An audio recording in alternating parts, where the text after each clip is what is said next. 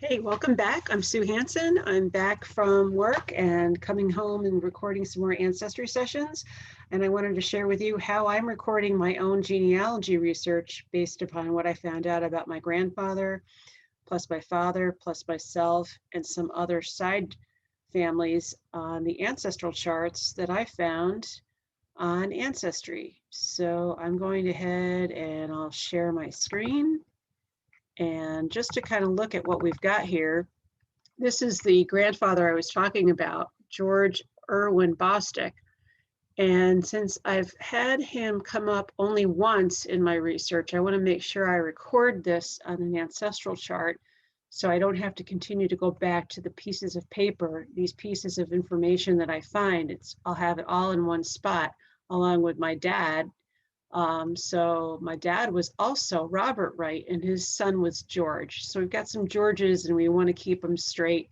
Plus my grandfather, my great-grandfather was also a George on the right side, the father's side of the family. This is my grandfather on my mother's side of the family. I know that here he was born in June 20th, another close birth date in the family, but of 1898. So a third generation. I want to record his place of birth is Asbury Park, New Jersey. Everything that I need to know that I can put on a chart is right here on this sheet from this military registration card, which is very, very valuable to have. Once you find this, you want to make sure you record it. And let me get out of here, stop sharing, and reshare again and show you what I mean.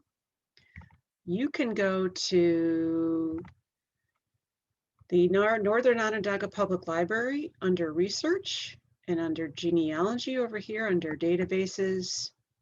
And you can go to the Charts and Forms, which is top here, top of Ancestry Home Search Learning Center. We've gone through some of the new collections like yearbooks, things from the Navy last time. Charts and Forms is where you'll find and you can download an ancestral chart, which is right here. I just clicked on the form and here it comes. I have 3 generations asking for from the third from the left or from the right is a section for the name of a spouse, the person's name, let's say my grandfather, George Irwin Bostick, his date of birth, as well as place, which is in Asbury Park, New Jersey, married to his wife, Esther, as well as when he died, which was in he died in the 50s. My grandmother died in the 60s and her name was Esther, so I certainly would be able to name her. And of course, her date of birth and when she died in 1962. So this really connects the dots that I've been pulling together. My dad, also named Robert Wright, his place of birth, Glen Cove, married to Ruth. Place, of course, where he died in Manhasset. He died in the 60s as well, momentarily after my grandmother died. So I can put these dates again together and form a consensus that I have this information. I don't need to piece all the other, I could throw some of the pieces that I've been saving on my computer, let's say the registration cards, the census information, I could keep it all right here.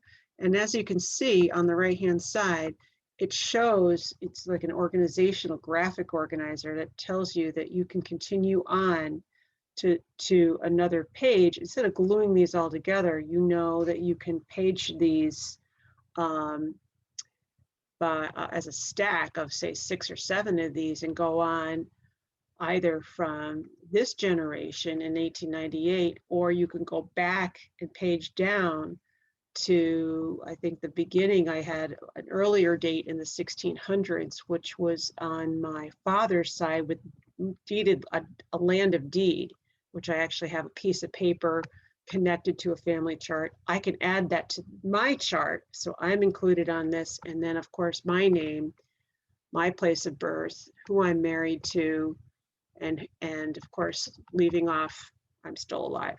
So this could be my own genealogy chart as well there is a research calendar. This calendar will allow you to record, let's say if you've used microfilm, where you found the microfilm and the time and the names that you've searched, so that if you've researched and found results but have nothing to show, but you just want to know that you've gone that road, you could put that on this research calendar, which all comes from the Ancestry.com. Comes from the free resource, which is available now on the Noble page through the rest of this year, 2020, until December. I'm Sue Hansen. It's been great. I'm going to be recording a little bit more of what I find out on this chart, and I'll keep you apprised. Thank you for coming along on Ancestry, and we'll see you again.